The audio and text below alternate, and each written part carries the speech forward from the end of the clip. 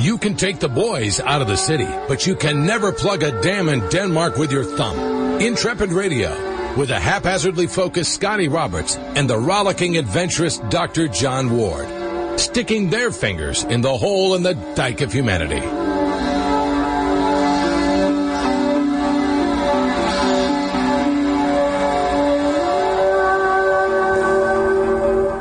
And we're back with Dr. John Ward, me, Scotty Roberts, and we have Dr. Robert Schoch on. I'm going to shut up now. You guys just pick up where you left off.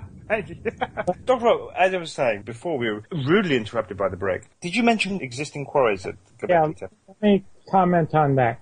Yes, please. Göbekli Tepe, the main pillars, the megalithic pillars, and these are up to, as the erected ones, the final completed ones are up to 5 or so meters tall, very beautifully carved. They have reliefs on them.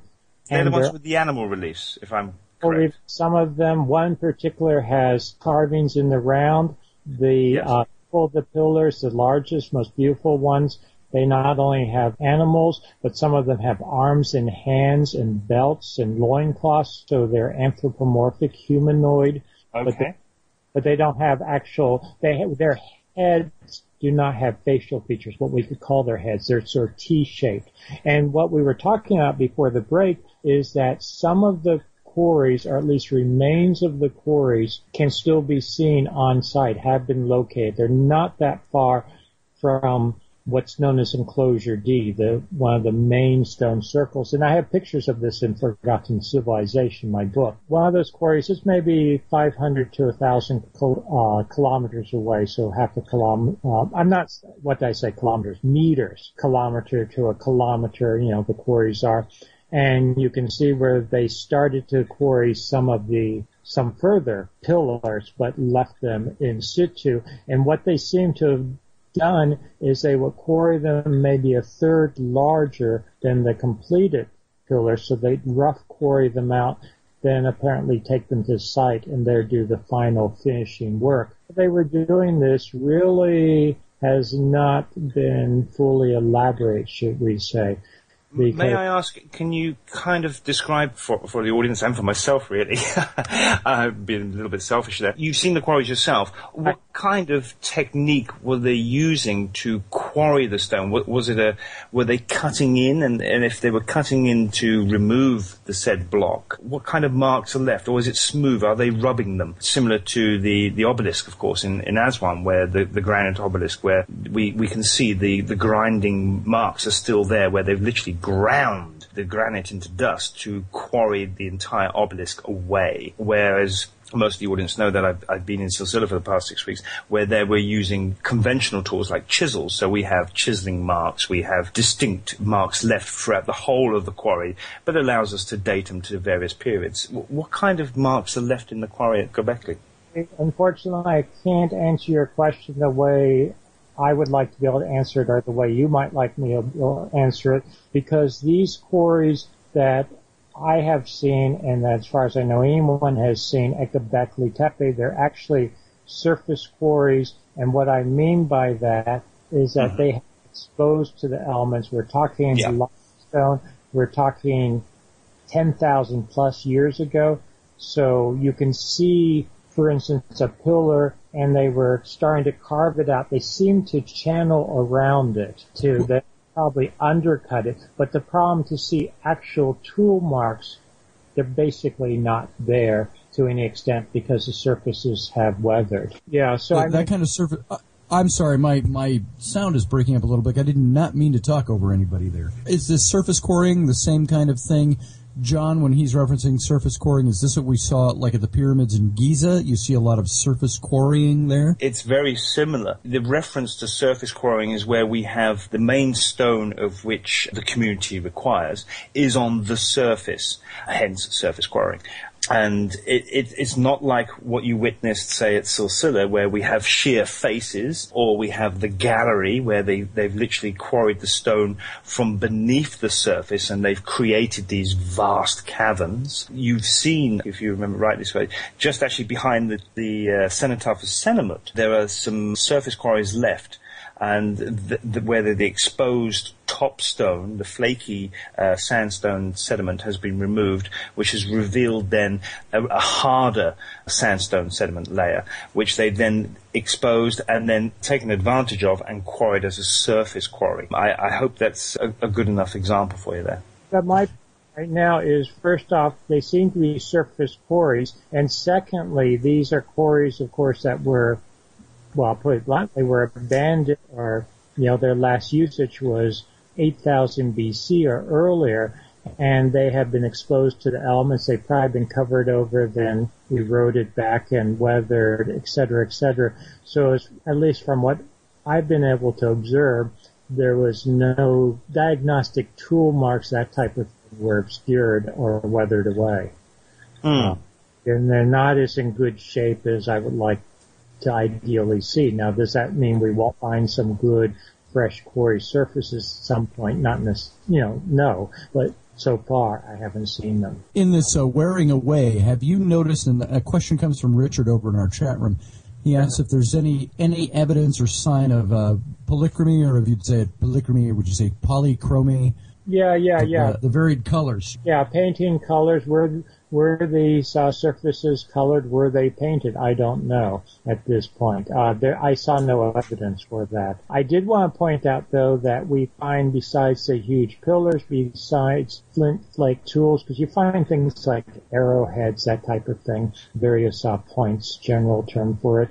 You also find things like very finely worked beads. So you find in situ these incredible beads carved out of or worked from very hard stones, even obsidian, basalt, and that type of thing, various igneous stones. And some of these are drilled through on their long axis, a centimeter or more, drilled through very, very finely drilled holes. You're talking on the order of a millimeter or so in diameter. And how you're doing that with very simple stone tools is perplexing. Is that very similar to the microlithic sites that we have here in Egypt? Yeah, it is so similar to some of those. And I mean, they're doing some sophisticated stone work 10,000 plus years ago.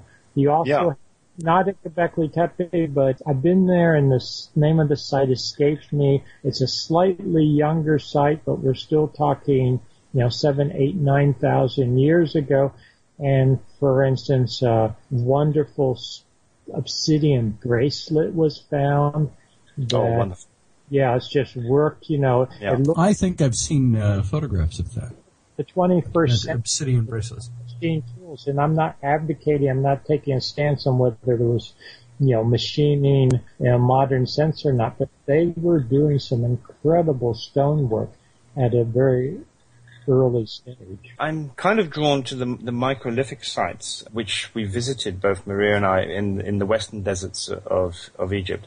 But also recently, again, I draw a comparable to Silsileh. I know that we were together on the radio not so long ago, actually, Dr. Robert, when we did the round table event on Scepter Radio. This season that we've had at Silsileh has been amazing, where we've managed to retrace the footsteps there of our ancient forebears, and we've come across some wonderful rock art sites, and we've been able to establish on both the east bank and the west bank of the Nile at Silsileh. We were privileged enough to discover. We haven't been able to investigate it properly yet because we only had the afternoon where we discovered it, and then we had to leave that part of the site, unfortunately, because we were hard pressed for time, and so we had to concentrate on other areas. But we did find what we believe to be an area of a workshop, which is similar to what you're talking about. The microlithic workshops around about the 5,000, 6,000, 7,000 year BC, where men would work with stone, grinding them down into the small beads with the diameter, as you're talking about, a few millimeters across and so forth, working in various different stones. But what's interesting for me, drawing a comparable between Göbekli Tepe and Silsileh and Egypt and other places, but especially Silsileh, is that the availability of different types of stone. And I think this is something our audience should really take on board, is that not everywhere, well, especially in Egypt, you didn't have the access or the availability to different materials within the locale. I mean, and I draw a reference here to Ursula because it is a predominantly sandstone outcrop, and there is no flint. There's a lot of soapstone which we have there. So we don't have any flint of any nature. We certainly don't have any obsidian, as you know. I think there's only one site in Egypt, isn't there? If I remember correctly, isn't it towards the Sinai where there's obsidian? I think that's correct. Yeah. Yeah. And so I find it fascinating. Again, going back to Göbekli Tepe, it's one of those sites that I think is going to yield so much material for us over the coming years. Once the excavation continues and they continue to excavate the area, and I can't wait to look forward to more of the material coming through. But I'm fascinated though by what you're talking about the solar flare activity and so forth. Do you want to elaborate on that a little bit? Sure, we can. I'd love to hear what you're going to say, because it's one of those subjects that's been in my kind of private list for years, and I've been following the solar flare activity and so forth, and it's one of my little hobbies. This is where I wanted to go next, too. I want you to talk to us about the congruence of these solar flares with this time period. Yes, because the Holocene era. Yes, what we have, and this has been a real problematic issue for geologists, I guess, as well as archaeologists, but especially in geology, because you do have a dramatic change at the end of the last ice age. You have increases in climate, very dramatic increases in climate, and this has really been emphasized recently with work on ice cores, in particular from Greenland, the Greenland Ice Core projects, and looking at sediment cores around the world, just looking at masses of isotope data, that there was a dramatic change in conditions at the end of the last ice age, and this happened within 3 years, and the 3 years that we're talking about is simply the best refinement that can be found in some of the ice cores. What I'm trying to say is that it could be less than 3 years, but even 3 years, that's essentially overnight from a geological point of view.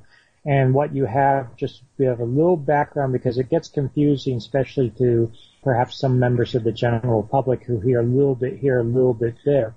At the end of the last ice age, there was a general warming trend for a few thousand years, say from 18,000 up to 10,900, 11,000 BC. And so there was a general warming trend, but then things got very, very cold. The best dating for that cold snap is about 10,900 BC, and this begins what's known as the Younger Dryas.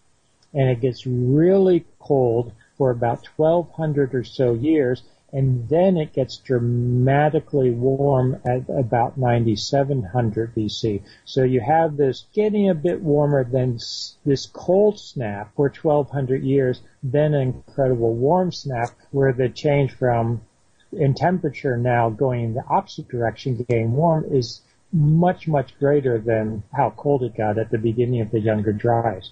So there's a couple of things going on there, and to make this short, there's now a lot of evidence at 10,900 BC, the beginning of the Younger Dryas, that there was some kind of comet, we'll call it a comet, asteroid, that type of thing, that entered into the solar system. I don't want to say collided with Earth, because I think the best evidence is that it exploded in a mid-air explosion. It's most people believe the evidence suggests over Canada.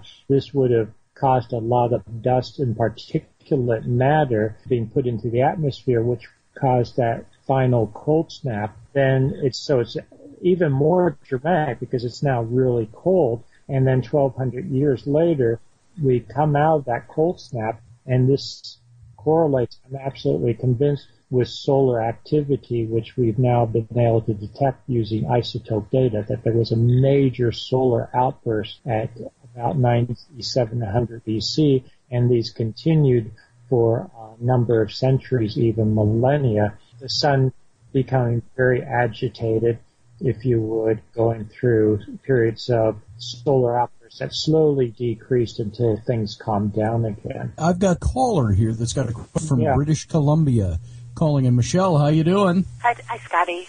It's Hi. Stargate Al. How you doing? Nice to talk to you. Go ahead and ask your question. Hello, Dr. Robert. I read your book. I think it was called Voices of the Rocks, sorry. and you were speaking about Yonaguni.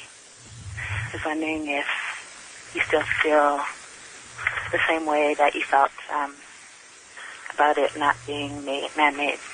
Yonaguni? Oh, we're talking about Yonaguni now. Yes, Yes. sorry. Yonaguni, just for everyone so that they know what we're talking about, Yonaguni is a little island. It's a Japanese island. It's just east of Taiwan. You can actually stand on Yonaguni and see Taiwan. I was there this past April. Off the coast of Yonaguni is what's sometimes known as the Yonaguni Pyramid or the Yonaguni underwater structure.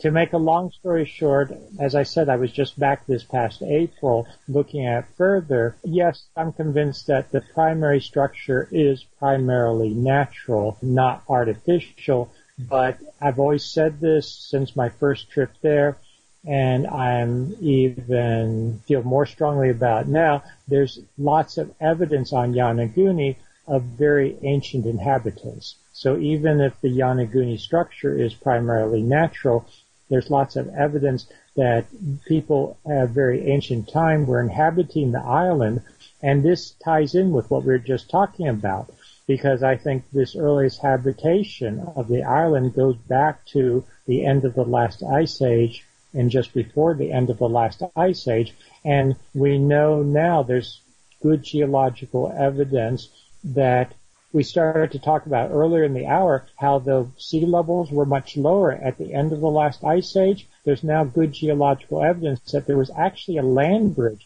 from Yonaguni to Taiwan during the end of the last ice age, just before the end of the last ice age when sea levels were much lower. And there is cultural evidence for people on the east coast of Taiwan. I think this ties in with what we see on Yonaguni, and the so-called Yonaguni structure, which is now underwater, would have been above water, would have been part of this complex, would have been part of this, we'll call it land bridge, between Taiwan and Yonaguni, which is now submerged with the rising waters since the end of the last ice age. And waters rose on the order of 300-400 feet in the area.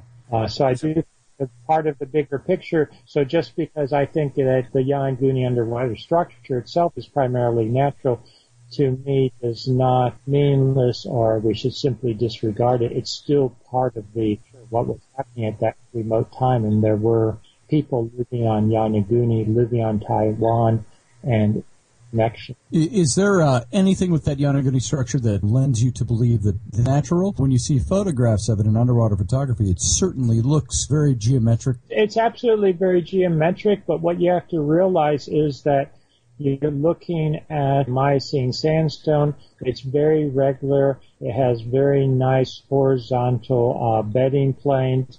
The area is a very active tectonic area. It's crisscrossed by vertical and perpendicular to one another faults and fractures.